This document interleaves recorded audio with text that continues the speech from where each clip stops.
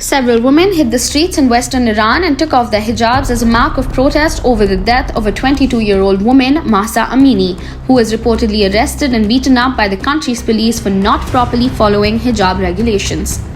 Viral social media videos showed women protesters removing their hijabs, a punishable crime in Iran, and chanting "Death to Dictator" during the protests in Amini's hometown Shahgaz.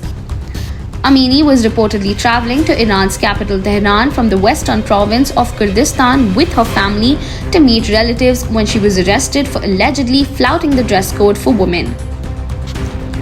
The police said that she suffered a heart attack, a claim the family has strongly opposed, saying that she was healthy until she was arrested.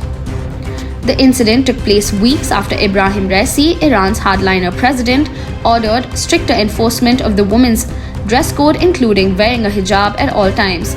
He also stipulated harsher punishments for the violations of the same. Many viral videos showed protesters confronting the riot police, who resorted to using tear gas on the rioters. In some videos, shots being fired can be heard at protest sites.